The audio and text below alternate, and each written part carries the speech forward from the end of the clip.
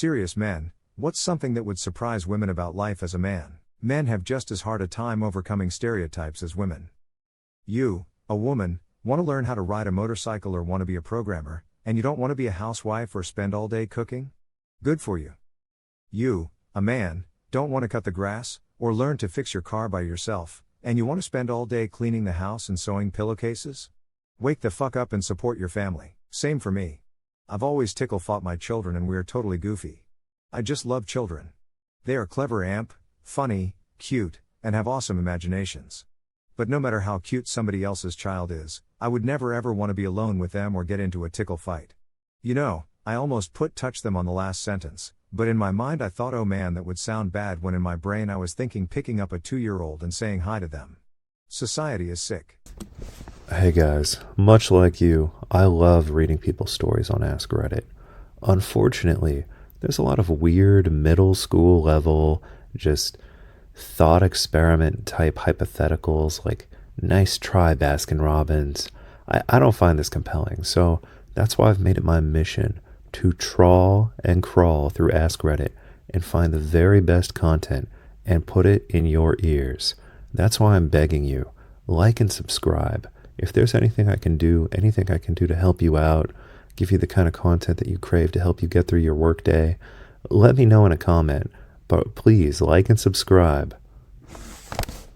How much media has an impact on our body image as well. We always hear about how magazines and Hollywood set unrealistic expectations for what women should look like, but nobody ever complains about the image the media portrays of men. We're supposed to be at least 6 feet 0 inches tall. Broad shoulders. Excellent pectorals. Strong legs. Thick biceps and forearms. You should be able to run a 6-minute mile, squat 250 and do ab crunches until the washboard is jealous of how rigid your stomach is.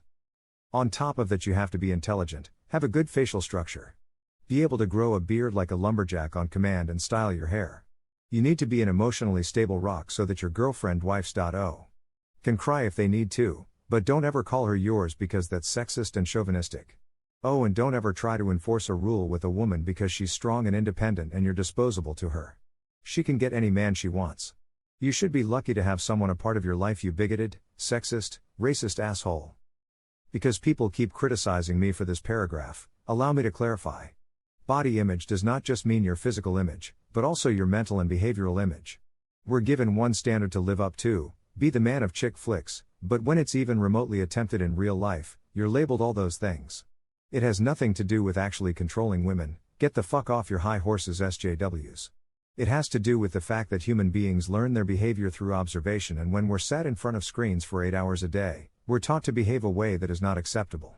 Men need to take their fair share of responsibility, but ladies, if you want men to stop comparing you to porn stars in bed, stop comparing them to actors all the other time. You don't try and replicate fake sex, we won't try to replicate fake emotions behavior. TL, Doctor, society holds men to unrealistic expectations too. The men that young boys are told to look up to are just as impossible of a goal for most men as supermodels are for most women, and it is just as damaging to their formative years. That's exactly it. In a group of guy friends, everyone is dealing with their own shit. No one wants to hear what bullshit you have to deal with, unless it's a common problem you all are going through, but even then it's rare. Ebro wrapped it up very well on Hot 97. I compared two things that don't relate to each other as much as I thought. The video is relevant to the original question, but not so much the relationships between guys. Guys go through a lot of the same things but don't always talk about it. That doesn't mean there isn't an understanding between us though. When I hang out with friends, it's almost always to get away from whatever problems or nagging things are on my mind. However, after a while the conversation will eventually and organically land on talking about those things. I find that it's probably even less than that. It always feels weird to talk about sex when you are talking with another dude. There are too many ways for that conversation to go south, so generally we don't do it. Generally the only guys who do talk about sex, don't seem to have much sex. Most conversations about sex I have had, with someone that I haven't had sex with, tend to be initiated by women, and I find that women tend to talk about sex to other women very frequently. As a guy, I usually only talk about sex on Reddit and with my sexual partners. How strongly you are made to believe that you are disposable, not worth saving, and worth only what you do. How much people believe on general principle that you are dangerous. How little your pain matters compared to a woman's. How much work goes into receiving positive feedback, compliments, company, or reassurance. I think this is mainly what I do daily, what I put most effort in, to get a basic, minimum amount of these things. Most days I fail. This is from someone who is reasonably attractive, has a prestigious job, and is comfortable in groups and social situations. I can't even imagine what it's like without these things. I'm a straight male. When I talk about sex with my closest male friends, the vast majority of the time, it's just like, did you have sex with her? Yes. Cool. We rarely get into details. There isn't a play-by-play, like first I licked her nipples, then I went down on her. That's unusual. But my impression is that when women talk to their closest female friends about sex, they share a lot of details. Was his pubic hair puffy or trimmed? Did his balls hang down low? And so on and so forth. We pretty much go through life unnoticed, save for negative attention. I have been going to a pet supply store for about a decade, and although I'm always greeted nicely, I'm generally left alone. I walked in with a baby in a carrier one day, and I was greeted by everyone, and every single employee went out of their way to ask me what I was getting and if they could get it for me. I was fully capable for getting a 30-pound bag of dog food and the baby, but one employee simply wasn't having it. He ran to the back to grab the food and carried it to the checkout and then carried it to the car. I was shocked. I told my wife about it and she said, "They do that every time you go there, don't they?" Apparently this is the service she receives every single time she goes there, or pretty much anywhere with decent customer service. She was shocked to hear that I didn't receive the same service. That's how I feel a lot of the time. Sometimes I get so frustrated that it starts to bubble up and almost breaks the surface, but it's like there's some kind of limiter that just immediately suppresses it back down. I haven't cried in years, and not by choice. I wish I could cry. A lesbian feminist went undercover as a man for a year, I think, and said the same with regards to dating women, that it was absolutely exhausting to be a heterosexual man when it comes to dating because most women took a completely passive role and expected her to do everything while they just showed up and went along for the ride. I believe the book she wrote chronicling her year as a man is called Self-Made Man. If there's ever a fly or a mosquito or like a yellow jacket or some weird unknown insect in my house, my wife will not leave me alone until it is dead, and she will blame me personally for having a house that an insect entered. The only way that I'm able to buy peace for myself so that I can work on this YouTube channel that you enjoy is by using an electric fly swatter with an affiliate link in the description. The way this fly swatter works is that you hold down the little button and then you whack the fly as if it were a tennis ball, and it looks like a tennis racket. And what the electricity does is it stuns the insect or kills it so that you can clean it up easily. And the fact that it's a tennis racket gives you a much better chance of actually hitting the insect. And I found it invaluable, and I hope that you will decide to also use it in your home. And, if you're like a teenage boy, you can also whack other teenage boys with it. We used to do that in the Boy Scouts. Literally, sometimes we can be sitting there thinking about nothing. My GF sometimes looks over and asks me what's wrong as I have a sad or upset expression on my face, but all I'm really wondering is how the fly that's buzzing around my room got in when all the windows are closed. This sort of post has come up in the past, and overwhelmingly men say they don't get sincerely complimented often enough, so when it happens, it sticks with them for a long time. I had such an opportunity at the grocery store a week or so ago. A man was walking toward me and I noticed he had a nice beard, so I decided to tell him I liked his beard. He smiled and touched it and said, "Thank you. I feel like it was a small, but good deed, and I hope it sticks with him as the genuine compliment it was." Nothing felt better than the first time I gave up a chase. Was at a bar talking to an interesting and attractive woman and we were really hitting it off. Some other guy sidles up next to her on the other side and just sort of shoehorns himself into the conversation and they start talking. She just kinda turned her back on me expecting that I would wait patiently for her to return, not making any attempt to include me in this new conversation. I just shrugged and walked away. While talking to my other friend, I see her dismiss bachelor number 2 and turn back around to where I had been sitting. Watching her become confused and then start looking around for where I went was thoroughly satisfying. TL, Doctor, no romantic endeavor is more satisfying than keeping your dignity. How body shaming happens to men as well. As a former high school linebacker and as a guy that gained weight due to surgery, I can tell you that the men that have decent bodies are on a different level than men that don't. Men that don't look good are reminded every day of how inadequate they are. I'm 25 and I still remember a girl in high school grabbing me by the shirt, putting her nose to me, and telling me how good I smelled. I just showered and hit myself with the axe. I had not had any non-platonic interest in that girl until that second. I was obsessed with her for about a month after. The trick is all about timing your breakdowns. Quite frankly, during times of stress and turmoil, it's pretty much that someone has to be holding it in to get shit done.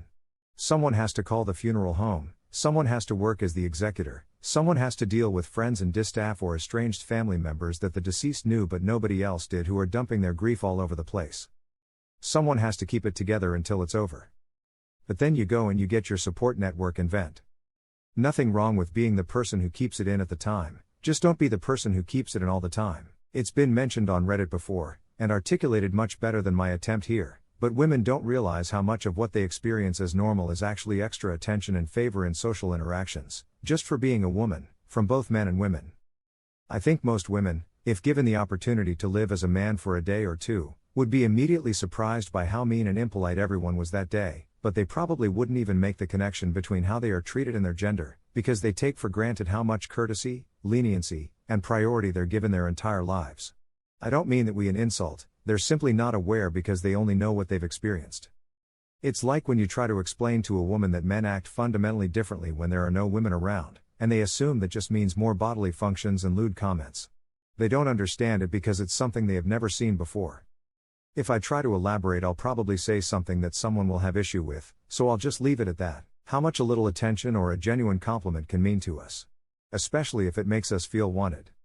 As a rule, 99% of the time, no one gives us compliments, positive feedback, or shows desire for us. Hell, we're trained to dismiss anything we do here, they're just being polite, they're paid to act friendly, etc. Most guys I know have ridiculously little information to base their self-image on. For some, they decide they're awesome anyway and say fuck it. For others, they decide they're losers and give up. It's almost pure chance which way they go and has almost nothing to do with objectively how good-looking awesome a guy actually is. AMP, NBSP. Any genuine compliment that gets through to us will be remembered by a guy forever. If it's from a highly respected or highly attractive person, it can literally change their life. AMP, NBSP.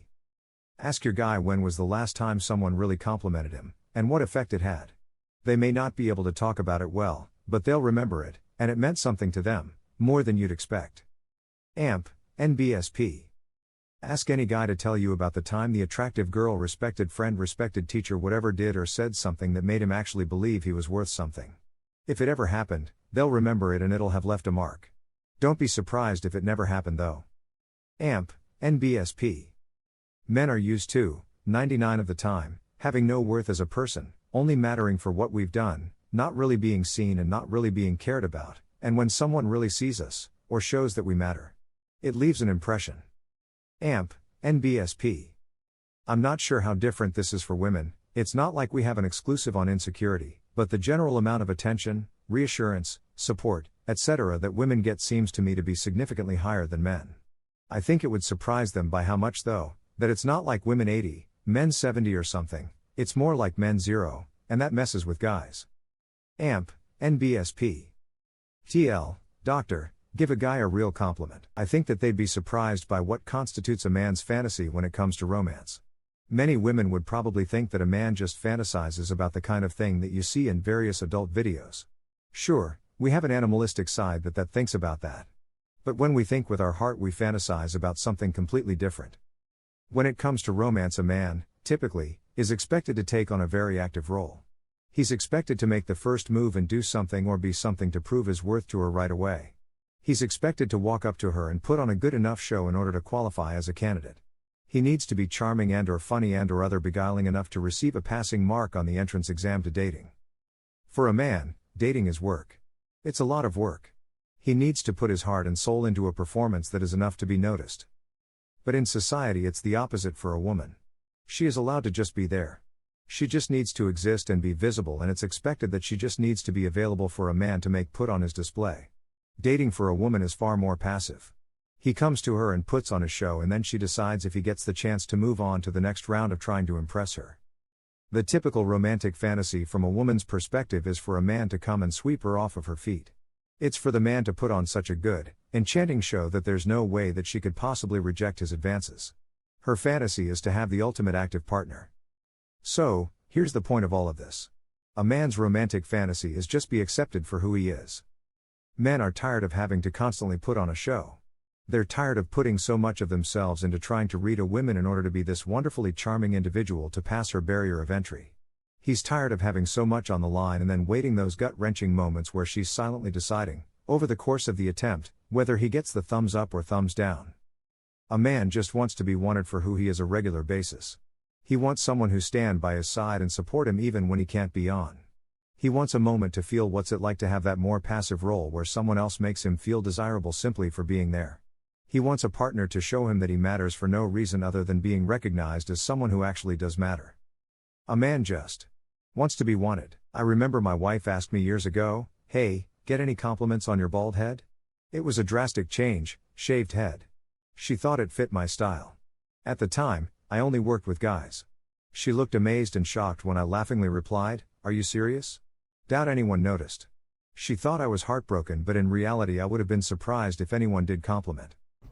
I turned 36 this year, and I decided to focus on my physical fitness, so I bought a swim club membership.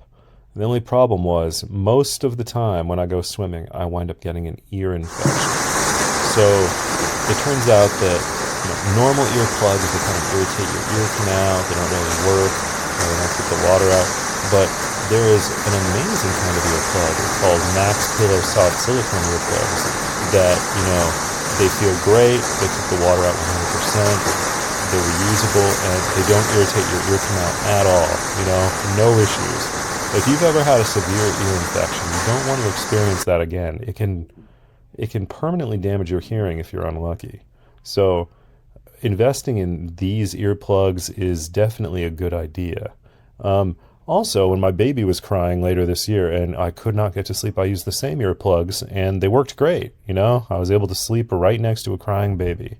So be sure to click my affiliate link and purchase some of these Mack's earplugs today. We feel everything the same as girls. That compliment, that insult, that breakup. We also like to be cuddled and have a girl play with our hair. I'll probably delete this because of embarrassment soon, which kind of proves that men aren't allowed to feel this way. When you think a guy has no interest in you, he's probably thinking the same thing about you. When you think a guy has to make the first move, he's probably afraid to make the first move. Men don't just want sex, while we like it very much, we also want love and affection. While men are labeled studs or players if you sleep with many girls, there is no real joy in it, only to raise our self-esteems. What we really want is a relationship who you can be yourself with. I've never posted something like this before. Something physical. When it's cold or the penis is exposed, it can shrivel up and look really small. Please don't judge a man's penis size by his flaccid willy. Right, well, not one, but two fuckers have gilded this, so I guess I won't be deleting. I could go into reams of detail about each point, they were just thrown in randomly off the top of my head. The main points everyone seems to agree with though: we love girls playing with our hair, getting cuddly and affectionate, etc. And about the sex thing, I think this guy put it pretty well. GT, as a college-aged male I can attest to this. I've had only one relationship in my entire life and it was in high school. But I've also lost count with the amount of women I've been with. It feels good and definitely boosts your confidence, but it's only temporary happiness. I'd rather have a meaningful relationship than any of my past hookups. Also glad everyone understands the penis situation. So after feeling embarrassed about posting this initially, I don't mind now, thanks Reddit. I also think a lot of guys who get friend-zoned are essentially confused by a girl who gives them a compliment. Compliments happen so rarely for guys that it must mean something. While the girl is used to giving casual compliments and receiving them. So she thinks she did a totally friendly thing, which it is. Except for the guy, it is a rare and unique thing that happened. A few. How much shit we give each other is banter from a young age. Borderline bullying at times, but has definitely helped us man up. Not every guy is a handy man. Body image issues affect us greatly, it's overlooked as we don't share it, as we generally don't have the same level of emotional support that women provide each other. Most common advice we have is to just deal with it. I like kids. Kids are funny, they like breaking rules to have fun, and they still have an imagination. I don't fuck kids. Hell, I hardly fuck adults either, but that's beside the point. A girl I went on a date with last week showed me a picture of this adorable little boy, her neighbor's son, and told me sometimes she goes to the neighbor's house just to see him. When I told her that I didn't think that would ever be the case for me, she seemed sad and asked why. I'm a guy. Hello, Susan, it would make my night if I could take your goofy 6-year-old daughter out for ice cream. I've had a very depressing day. You can fuck off before I call the police, how's that? That works too, Have a nice night, see you never. I think most women would be surprised to learn that our piss doesn't always come out in a nice steady straight stream. My wife still assumes I have no aim because of the times where it may be coming out more in a splash manner or the stream is just completely directed haywire. Did you know that when you drink tea from a tea bag, especially a cheap tea bag, you are exposing yourself to microplastics greater in quantity than from any other source? Microplastics are the number one health risk of our generation, and they will have unknown consequences on future generations. So, if you value your health, destroy your tea bags. But that doesn't mean you can't enjoy great tea. I'm going to post affiliate links for my own homebrew loose leaf tea concoction that I drink every single day. It has no microplastics, and it honestly tastes better than tea from a tea bag ever did. So be sure to click the links below and get on the loose leaf tea train to avoid poisoning yourself and your children.